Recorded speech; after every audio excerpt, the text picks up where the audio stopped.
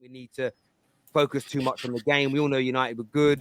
We all know United did their thing. I wanted to ask you all a question, though, because Man United fans are really debating this a lot, and I wanted to ask some rivals. Is Bruno Fernandes better now than he was when he arrived at Man United, or are you guys seeing very much the same player? Like, how do you guys see it? I think you're seeing. I think in terms of the level, you might have slightly dropped. But I think I think you're seeing a different type of Bruno. I think you're seeing one that's able to operate much deeper and actually be effective when he's a little bit deeper. I know that you're after maybe McAllister in the summer. I could see if he comes in, Bruno being a partner alongside Casemiro in a double pivot because he's been a lot more effective this season in dropping deeper in and being able to still have an impact on the game further back from the pitch. I mean, how many times last year were you watching these games where Fernandes was in the 10 and his passing was awful? He couldn't pick a pass to save his life and it was killing off so many nice attacks. This year he's been a lot better with that. He's not got the same numbers because the numbers that he did have were ridiculous, but I think you've seen an evolution in Bruno that is probably where he will be in the long term because I don't think you're going to find a better partner in terms of matching up perfectly with what Casemiro can do than Bruno. I really don't. I think what you've got there is a potential good long-term partnership for 3-4 years on both an attacking and defensive end. So for me, Bruno Fernandes, the difference between the Bruno that we used to see and the Bruno that we see now is that Bruno that we used to see is Bruno that is trying to do everything. He was trying to do everything for Man United. And he was trying to play the long ball from the back. He was trying to play the money ball. He was trying to do everything. And that's why when you try a lot, you fail a lot, but you succeed a lot. That's why his numbers were up. But also a lot of people on the eye was saying, yeah, you're playing all these wrong passes. But now because the team is better under Ten Hag, the players' form picked up. He doesn't have to do everything on his own. He still runs the same. Numbers don't lie. He runs the same. He tries to defend. He's all over the pitch, but he's not trying as hard as before. So he's only doing the good things. You know what I mean? So that's why maybe the numbers are not as high, but the success rate, I think what I'm seeing now is that Bruno has matured. Ten Hag took him to the next level. Like, you don't have to do anything, buddy. You don't have to do everything. You just do the right things and you'll look great. You'll look great on the eye. That's the Bruno I'm seeing now. I think it's exactly that as well. I do think that this is the first time in his Man United career that he's actually playing under a manager who has the tactical nous to look at a player and be like, look, you need to play this way, like Mo said, and only this way.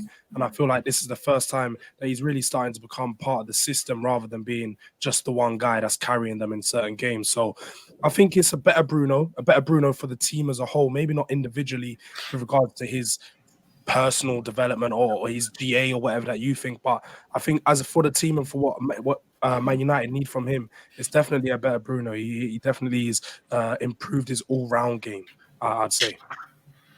Yeah, I hear what you're all saying, and I actually agree that the system is what's helped to improve in. I don't necessarily think he still tries here, like people call them hero balls and spamming. I just call it, trying to break lines and cross the ball. But for some weird reason, young football fans have turned. I mean, David Beckham in today's game would be called a spammer. Legitimately, would be called a spammer of the ball. He wouldn't be called the greatest crosser of the ball in the history of football anymore. But with Bruno, it's the team's improved around him. Therefore, what he's doing is being elevated. His numbers, when you look at them, not just I've taken out goals and assists because we know they're lower this year. But this year, chance creation is one of the only elements that's improved dramatically. But even then, it's only by one chance extra per game. He is losing the ball slightly less, but we're talking like 0.8 times per game less. So less than one time extra per game less he's losing the ball. His actual his pass completion, giving the way of possession, passing accuracy, everything's slightly reduced on years gone by.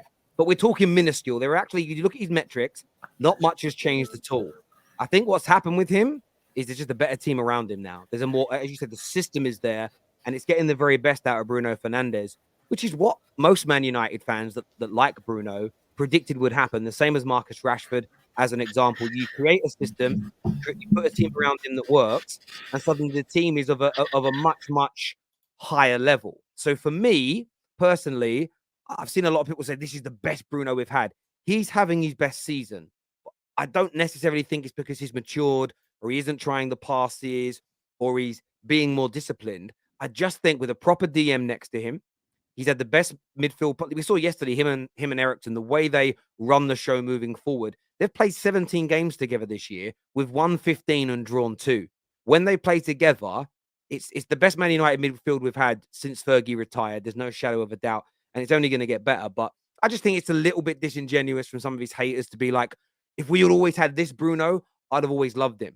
Listen, if we'd have had KDB under Ole Gunnar Solskjaer, people would have been slagging him off, because if the system's bad, players let you down. So yeah, I'm really proud of what he's doing. I still think it's his best season, but I don't necessarily think it's because he's changed his game or he's behaving differently. He's just got better quality around him for me. What about the number? Would you want the numbers to go up again, Terry? Would you want the goals and assists to go up again? If he was crossing the ball this year into players other than Weghorst, he'd have the numbers. He's created as many big opportunities this year and as many chances this year as KDB. His creation's been as good in the Premier League, but we haven't finished our dinner. It was at least, even our first goal yesterday, it came from Bruno's wonderful reverse pass on his left foot. Martial's shot was well saved, and then the rebound was put in. If people would have finished their dinner this year, he should easily have another 10 to 12 assists this season. Maybe even in the Premier League alone, he's created that many gilt-edged chances. And the amount of times I sit there and think, how has that not gone in? His finishing's been a little off this year. He normally averages around 18% conversion. He's only at 10% this year. Probably the only area this season that has not been at its normal levels. But his creativity's there. But next year, when Harry Kane's at Man United, you'll see Bruno Fernandes' assists go up. Like there's no the reason that I think KDB will break the assist record this year. One, he's world class. Two, he's crossing and passing that ball to Haaland, who's got a 42% conversion rate. So give us a striker of Harry Kane's level, not Weghorst for like 4 months, and he'll have more numbers. So yeah, I'm not You worried know about what as well, Terry, though? Once you underlying. get Harry Kane, you're not winning no trophies, mate. Yeah, well, you say that. We've taken a couple of players. We've taken Berbatov and Carrick off you in recent years, and we won a lot of trophies then. So it'll be fine. It'll be fine. You know what I mean? We've robbed you before and made it work. So. Wouldn't you say his best position is as an 8 now compared to when he was playing as a 10? David, what's one say? David here says I'm lying about stats. I'm really not lying about the stats. They're there in black and white, my friend. Yeah, what I did today is I went to Squawker's head office and I held a knife to the throat of the web designer and made him make those stats up. There is I'm lying about KDB stats. So KDB's assist stats are not helped by Haaland being the convert. David, if you think that, then I'll leave you to it, my bro. I'm not even going to debate it. This position is an 8. I don't get dragged into this 8-6 box-to-box 10 attacking midfielder. He's an attacking midfield player. That's what he is. Yeah. And sometimes that means you're going to drop deep. But yesterday, he was in and around that 18-yard box and he was cooking. That, for me, is where I want to see him predominantly. He's in and around that 18-yard box, on the edge of it, feeding balls in, making runs in from deep. He can do the deeper role, but I like him in and around the box. That's where there is only KDB in the Premier League is on levels with him over the last 3 years in terms of creativity and goal scoring from that position. So that's where he's got to be for me. For me, when I look at a player like Bruno, I think it's a typical up and down moment. And what I mean by that is he's one of these players that people want to build up to be world class, and then the moment they don't hit those heights again, they're rubbish. And it's that all or nothing theory. For me, I just think he's a very good midfielder. I won't go higher praise than that or lower praise. He's a very good midfielder who gets his job done, has got some good stats over the years. But the one thing I do like about Bruno is, again, obviously it's not my club, but when you watch him, he does continue to try those things. So he may not get every through ball through to the forward, but he does continue to keep trying. There's something very unlikable about Bruno as a rival fan, but his numbers are good. And for me, I think, like you said, I think that him and Ericsson and Casemiro have played really well together. I think that's a stronger midfield three, as you will see in the Premier League, outside of Rodri, De Bruyne, and Gundogan. So I think he's a very good player. You know what you're going to get from him. Every manager's picked him game in, game out.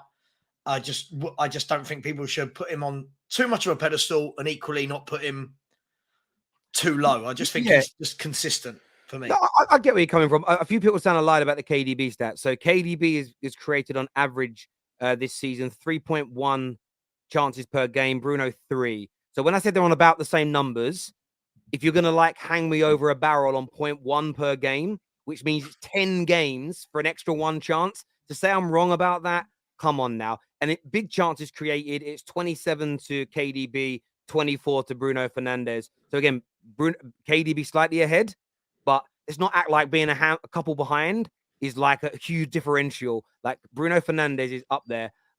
Weird to call that out, but maybe that's because they hate Bruno so much.